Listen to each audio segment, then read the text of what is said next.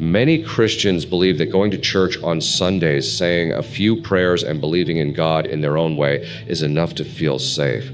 But today I will share with you one of the most shocking near-death experiences ever recorded, a true testimony, one of the most well-known in the world, that has brought millions to tears, a vision that has shaken even theologians, pastors, and end-time scholars, because what was seen wasn't heaven, it was hell.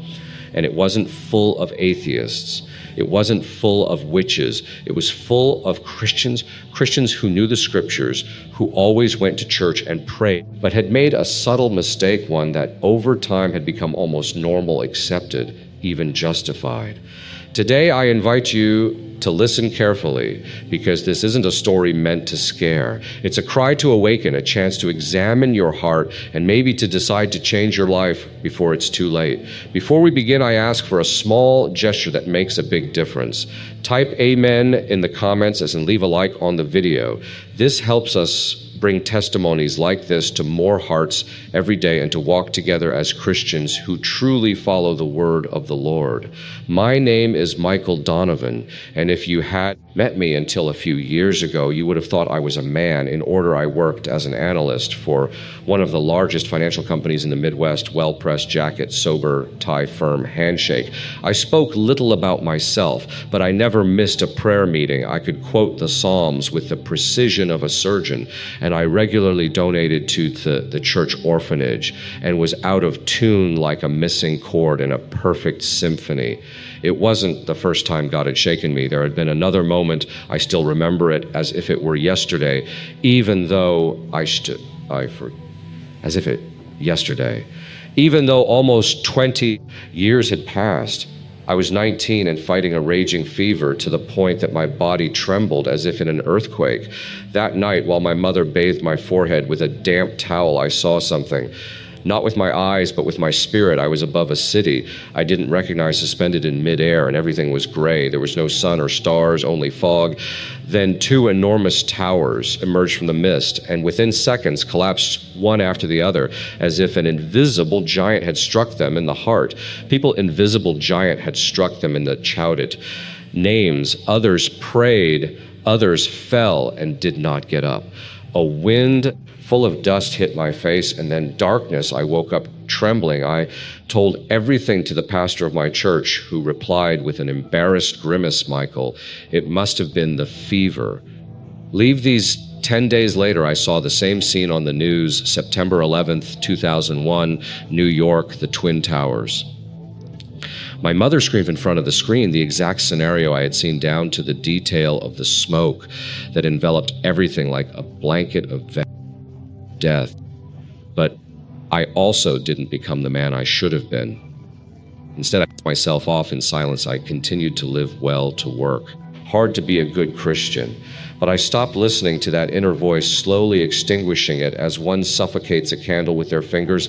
I convinced myself that it was enough to pray, participate, appear, until that day, January 15th, 2019. I had just finished a tense meeting. My boss had accused me of making a mistake in a projection on the bond market. It wasn't true, but instead of defending myself, I remained silent. I swallowed the anger like poison. That evening, I had to go to the pharmacy. My blood pressure had dropped in recent days. Nothing serious, they said. Work stress, nothing more. I entered the store with a weight on my chest that I couldn't explain. The fluorescent lights seemed like pins in my eyes. Every word of the people around me was white noise. Then the emptiness, my legs giving way, a distant voice. He's collapsing. A hand that vainly seeks a shelf, then blackness, but not the blackness of sleep. It was a blackness that had substance density, a silence that screamed, and there I understood I was dying. There was no panic. There was awareness I was still me, but without a body. As if I were made only of thought, memory, and truth, I no longer had anything to hide behind. Neither titles, nor careers, nor memorized verses, only my soul and a call that rang again loud like the one in 2001. Only this time, there was no time to ignore it. I can't say how long I remained suspended in that darkness. It wasn't an absence, as if the night had eyes and memory, as if it knew me better than I knew myself. There was no sound yet. The silence buzzed like a submerged drum. I had no body, yet I perceived everything. My breath was gone, but my consciousness had ignited as never before. Then something changed. Not a voice, a wordless whisper like wind caressing the mind, and the darkness began to break, not suddenly, but slowly like a cracking glass. A crack of light opened before me, and I was drawn in. I found myself in a place that no language can accurately describe. It looked like a garden, yes, but not like the ones cultivated on earth. It was a garden broken soulless. The trees were twisted as if they had suffered too much. The branches bent towards the ground like hands in eternal prayer. The ground beneath my feet was dry but not dead. It breathed, and it breathed pain. I walked barefoot but felt no pain, only regret, not mine, of others, of millions. It was as if every grain of soil told unsaid stories, unmade choices, unheard prayers. Every leaf whispered names, every stone carried memory. That garden was the echo of lost opportunities. In the center, I saw a fountain, but instead of water, sand, fine golden sand falling from an invisible hole and disappearing into nothingness. Each grain seemed like a second, a possibility. Each falling second said, "Too late." I approached. When I placed my hand on the edge of the basin, a wave of images overwhelmed me. Not symbolic visions, real scenes, memories, not mine, of others. A woman knelt, was full of hatred for her sister-in-law. A pastor shook the hand of a newly baptized man. A pastor shook the hand of a newly baptized man. But in his heart, he was thinking about to grow his ministerial image. A young man read the scriptures every morning, but he did it to feel superior to his friends who had stopped going to church, all religious, none redeemed. And then I heard the voice, not as sound as identity. It was Jesus. There was no doubt. He doesn't present himself with titles or miracles. He makes himself known by what emanates from him, truth, that tears love, that burns justice, that embraces Michael. He said, I turned around. I didn't see him, but I felt him all around me, as if the very air had taken his form. Before showing you what awaits you, you had to see this place. This is the garden where the seeds that never sprouted mature. It's the point where intentions not transformed into obedience wither. What place is this? Lord, I asked, not with my lips, but with my heart. It is the anteroom. Here arrive the hearts that have known my voice, but have silenced it. Here are gathered the promises, never kept the prayers said out of fear, the conversions that have never given birth to humility. Every word was like a sword that pierced my justifications. And within me something broke, because for the first time I saw, who are these, I asked. Those who called me Lord, but never let me reign. The roots of the trees moved slightly, as if trembling under the weight of a revelation, and I understood that this garden was not hell, but neither was it heaven. It was the truth before judgment. The moment when the soul is forced to see itself without filters, then the light opened and the garden vanished like mist in the sun. I felt a force dragging me, and the vision changed, but not my conscience. Now I knew true hell begins when you realize your faith was just theater. The garden disappeared as if it had only been a curtain, and behind it opened a world that no human heart can contain without breaking. I was no longer among broken roots or waterless fountains, but on a ridge as thin as a border between life and damnation. Below me, an enormous valley stretched into infinity. And what I saw, I will never forget, not even in 1,000 lives. The ground was black, not like night, but like burnt flesh. Everywhere cracks from which a fire rose that emitted no light but torment. The air was thick as pitch, and yet I breathed, or rather, I felt the breath of others, millions of souls, some motionless others in a continuous, desperate movement, as if looking for a way out of a place that had no doors. There faces my God, the faces. Some of them I knew. The first was Pastor Reed. He had still remembered, he told me that knowing God was more important than studying him. When he told me that knowing God was more important than studying him. Yet there, immersed in the flames, he shouted verses that dissolved into the air like sand. He had lost his voice from so much pleading, and no one was listening to him. Then I saw Janet, the choir leader. She had a talent that moved the congregation every Sunday, but now her hands were clenched in in tight fists as if still holding microphones.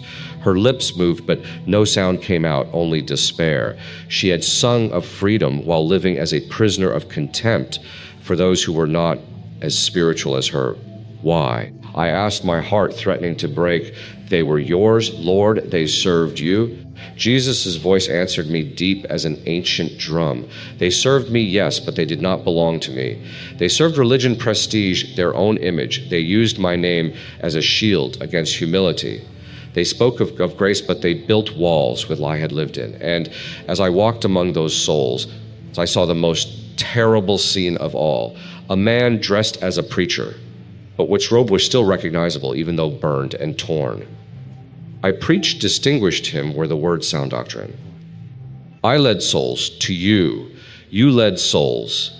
You led souls to the worship of yourself. Jesus' voice replied, you used the truth to exalt yourself. You defended doctrine, but you never loved your neighbor. Every sermon of yours was a wall, not a bridge I was forced to watch to feel every crumb of despair. Those souls were not there for external sins, as the world defines evil. They were there for something more subtle, more treacherous, the illusion of being righteous. They had not blasphemed, stolen, killed. They had simply believed they were already saved without ever letting salvation. I served at the homeless shelter. A man cried out, I brought food to the poor. I served at the homeless shelter. But his hands were clenched in fists, his teeth gritted not in pain but in anger. But you did it to feel better about yourself. The Lord's voice whispered, not out of love, you judged those who didn't do as you did, and you thought that doing was enough to be. I walked on. Each step was a condemnation for myself, each face a fragment of a mirror. I saw myself in those gestures, in those thoughts, in those prayers, made more to quiet my conscience than to touch God. Then I saw something that made me falter myself, not in the valley, but above, still alive, standing during a worship service, some years before hands raised, eyes closed. But inside judgmental thoughts, I had observed a man in the front row with a dirty coat and had thought, what is someone like him doing here? I was there in my body, but there was no love-only form. I slumped down even without a body, my spirit bent like glass in the thoroughfare. And Jesus spoke again. The cemetery of the religious is full of those who believe that faith was a role, a mask, a habit. But I do not look at hands, I look at the heart. And in that moment, I understood. Hell is the place where every illusion falls away. I don't know how much time passed between one scene and another. In the realm where I was, time was like smoke. You saw it move, but you couldn't grasp it. When the valley of fire and the religious dissolved before me, there was no transition. I was simply transported as by a greater will that knew exactly where and what I needed to see. I found myself in a strangely silent place. There were no flames, no screams, only faces. Hundreds, maybe thousands, they floated in space, motionless like portraits hanging on an invisible wall. There were no bodies, only faces. But those faces conveyed a pain that pierced the skin of the soul. It was the pain of awareness. Jesus was with me. I didn't see him, but I felt him behind me. His voice didn't reach my ears. It went directly into my spirit. These are the hearts that convince themselves they didn't need me. The first face that came close to me was that of an elderly woman. She had large, intelligent, deep eyes, but full of contempt, as if she still judged. Even from there, Jesus said she led prayer groups for 30 years. She knew the scriptures better than many pastors, but she never forgave her sister for an offense that dated back 40 years. Every time she prayed, she did so with a closed heart, and she believed that saying, I forgive, was enough to be clean, while inside she harbored resentment like poisoned honey. The face moved away and another appeared. A young man, probably a worship leader. I recognized him. He had appeared in some conference I had watched on YouTube. He had talent, charisma, and yet his eyes now were empty, not sad empty, as if his heart had lived in a closed room without windows. He in worship, Jesus said, but not to bring glory to me. He did it to feel he fed on the praises of men. And every time he received applause, his heartened a little more. Each face told a story. Stories. I knew stories, that resembled mine. Every sentence I heard seemed like an echo of my own justifications. I serve. God, I tithe. I don't do anything wrong. But behind those phrases, like behind the heavy curtains of a theater, hid the most silent and most powerful idol of all, the self. Pride, Jesus said, does not always present itself with arrogance. Sometimes it dresses in modesty. It disguises itself as zeal. But deep down, it always seeks one thing: to be worshipped. And there I saw it, en masse, a familiar face, mine, not as I was at that moment, but as I had been during a team meeting. I was sitting listening to a colleague talk about a spiritual problem. I nodded, offered a verse of encouragement, but inside I thought, if only she had my faith, she wouldn't be in this situation. That thought struck me like a stab. I had never confessed it. I had never even considered it a sin, but now in the light of heaven, it was poison. And Jesus continued, pride does this. It convinces you that you are okay. It gives you a false peace. It makes you say, thank you, because I am not like others. It turns you into an invisible judge. And while you judge, you condemn yourself. I knelt down even without legs. My spirit knelt because I could no longer deny that I had lived that way. I had hidden pride under verses, under church services, under the image of a good Christian. But now every excuse burned not with anger, but with truth. Jesus spoke again, but his voice was no longer just firm. It was sweet, painfully sweet. Many enter faith sincerely, but they stop growing when they begin to feel better than others. That is where pride builds its nest, not among saints who believe they are no longer so. And I wept not with tears, but with memory so. And I wept not with tears, but with memory. Every memory that surfaced, every thought never confessed, every gesture made for appearance, everything returned like a river, and I had nothing left to say in my defense. And Jesus concluded, the face of pride is the one that refuses to be saved by grace because it still believes it can save itself. I was transported again as if an invisible wind made not of air but of discernment lifted me towards a higher place.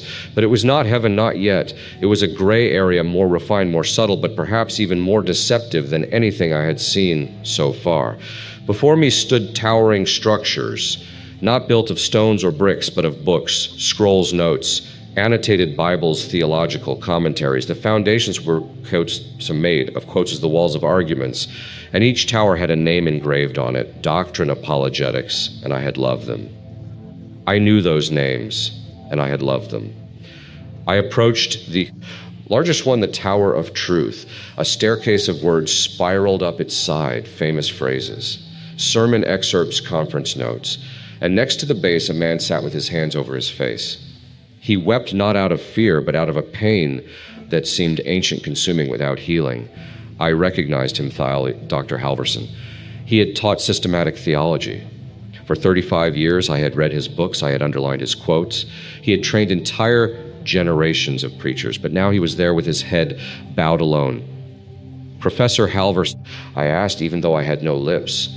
He looked up. His eyes no longer held pride nor wisdom, only emptiness. I knew everything he said, but I knew no one Jesus spoke behind me. He knew every aspect of my word, but he never allowed himself to be loved by it. He loved precision, but not compassion. He defended the truth, but he did not live it. He had built a tower, not a home. I looked around. Dozens, hundreds of souls wandered through those places. Some climbed the stairs reciting verses, arguing, correcting each other. Another quoted Augustine's between Bible translations. Another still made comparisons between Bible translations, and yet they were all still. No one was truly ascending. It was an illusory climb, a perpetual motion of weightless words. A discussion caught my attention. Two men were debating fervently about the interpretation of a passage from Revelation. One said, the rapture will occur before the tribulation. The other, no, during. And so they went on in a loop. Jesus' voice grew sterner. These have made theology an arena. They have exchanged my gospel for an intellectual battlefield. Every word of Theirs was a bullet, every verse a blade, but they never wept for a sinner. They never embraced the weak. Truth became their crown, but not their cross. I knelt down. I could no longer deny it. I too many times had argued to defend sound doctrine, but not out of love. How many times had I corrected someone to feel superior, not to heal them? I had mistaken the content of truth for the possession of truth, as if it were mine, as if it were metal to be displayed. And Jesus added in a gentler voice, truth without love inflates, love without truth deceives, but truth with love transforms. How many know the scriptures but do not allow themselves to be written by them? How many speak of grace but have never truly received it? One of the men arguing, noticing my presence, turned around. His eyes were red consumed. I came here to seek the truth. He said, but I didn't realize that in the meantime I had lost Jesus. Then he pointed to another building. It was low, almost hidden. There were no books, no engraved phrases, only a simple door above it, a writing, "Blessed are the pure in heart, for they shall see God." My spirit trembled. I had spent my life trying to understand God more than knowing him. I had studied his word like a code to be deciphered, not like a love letter. And now the towers I had admired were whitewashed tombs, beautiful but empty. Jesus concluded, many have built towers with my words, but they have never built an altar with their hearts. And the towers began to creak. The towers fell silently, no roar, no cloud of dust. They collapsed like castles of cards soaked by the truth. Only after silence reigned again, a path opened before me. It was not made of stones or earth, but of soft light. Each step was not movement, but revelation. I felt the weight of lies leaving me like clothes that were too tight. And before me something began to shine. A valley opened up, but not like the previous one. This was not a prison, but a new garden. This was not a prison, but a new garden. Here the trees did not have twisted roots, but deep, strong, hidden ones. The leaves did not fall, but vibrated in the passing wind. And there in the heart of that place I saw them, the redeemed. They had no halos, no crowns. No one spoke loudly. No one showed off. They walked in simplicity. And yet every gesture, every glance, every smile was imbued with a glory that did not belong to them, but that passed through them like light, through pure glass. A woman folded a sheet on a rope. The gesture was so humble, but so full of peace that it seemed like a liturgical act. Jesus spoke to me. This woman washed clothes for the sick for 40 years without ever being noticed. Every gesture of hers was an offering. She sought no reward. She asked for no recognition, but heaven recorded every fold of her hands. An old man with a stick walked slowly through the garden. Every step seemed to guard a secret. He prayed for his community every night without anyone knowing. When he died, many thought his life had been useless, but his prayers saved lives he himself never knew. Then I saw a little boy. He couldn't have been more than 10 years old, but the light that surrounded him was more intense than all the collapsed towers put together. He died. Young Jesus said he was disabled, but in his silence, he loved more deeply than many preachers. His suffering was continuous worship. He never spoke, but he whispered love to me throughout his life. I walked on. I wept not with sadness, but with awareness. For the first time, I was seeing the true strength of miseries, not toodles with thousands of followers, but the silent forgiveness of a widow, the caress given to an unnamed sick person, the renunciation made in the secret of a room. I saw a kneeling mother, her face worn by the years around her. Children played in peace. She raised 5 children in the faith Jesus said. No one ever applauded her, but every night she wrestled in prayer, and today her children lead others to me. She never stood on a pulpit, but she raised generations. And then I saw something that tore me apart, a figure myself, but transformed. Not the one I had known with an elegant jacket and underlined Bible, but a humbler, lighter Michael. He walked among the redeemed, not with confidence, but with gratitude. His gaze did not seek approval, but carried love. His hands were empty, but ready to serve. That Michael no longer wanted to be seen. He wanted to see. Jesus spoke with deep tenderness. This is the version of you that you can become if you choose the narrow path. If every day you let of siding of and let me live. If you choose the way of hiding, of forgiveness, of Inner truth, this version of you is not far off. It is possible. But it requires you to die 1,000 times, to pride, to vanity, to the fear of not being enough. I looked at him. No words were needed, only a yes. And I understood true salvation is not in knowing, in serving, in doing. It is in allowing oneself to be transformed, in saying, it is no longer I who live, but Christ who lives in me. I can't explain how it happened, but something began to call me back, not with a voice, with an attraction like the pull of water to its source. The garden moved away, but it did not vanish. It was as if it were being etched inside me. Every face seen, every word heard, every truth revealed, did not fade away, but were planted in me like eternal seeds. Jesus looked at me. This time I saw him not as a distinct face, but as an embodied light, a gaze that held together both fire and forgiveness, no condemnation in his eyes. Only truth, only love, but a love that burns away masks, that is not satisfied with almost. Michael, he said, you have seen what many see only too late, but you have been granted to return, not because you deserve it, but so that others may hear, not to boast, but to warn. His words were not suggestions.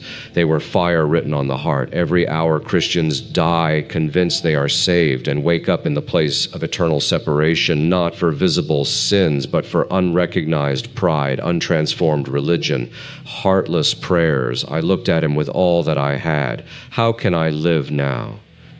Knowing this, you will live as a lit lamp in the midst of sleep. Not everyone will listen to you. Some will mock you. But you have not been called to convince, only to tell, and whoever has ears to hear will understand. Then he showed me a scene, a hospital room. My body lying still, cold hands, closed eyes.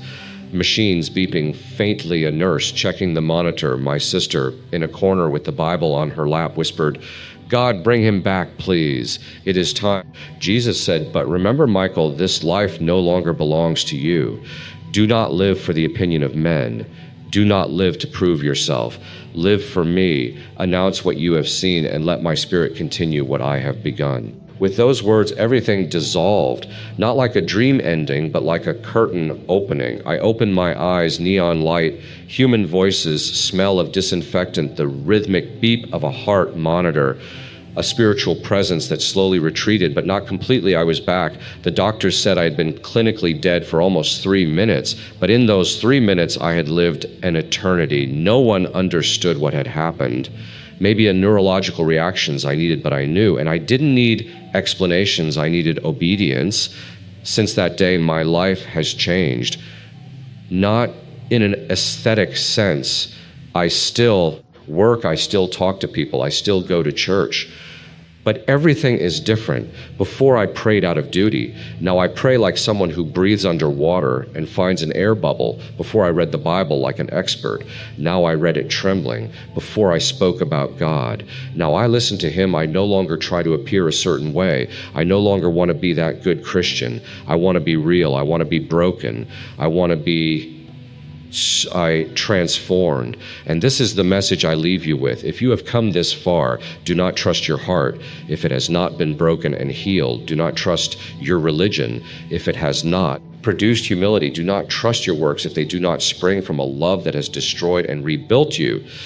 Jesus will not come for the best. He will come for the least, the humblest, those who've given up relying on themselves, those who tremble at his voice, those who strip themselves of all appearances. Every hour someone dies, every hour someone wakes up in eternity, and too often they realize they never truly knew him. Do not wait. Do not wait for a cardiac arrest. Do not wait. Do not wait for a cardiac arrest. Do not wait for a sign. Do not wait until it is too late. The kingdom of God is made of naked hearts, not clean hands, brothers. And sisters, if you've made it this far, it wasn't by chance. This testimony is a wake-up call. Write in the comments where you're watching from.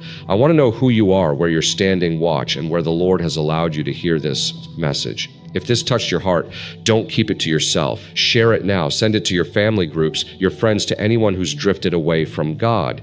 Do it now before the silence falls again. And if you haven't already subscribed to the channel, and turn on the bell, not to follow me, but to stay awake, to not miss even one more call from heaven. Time is running out, but it's not too late yet. Let's prepare together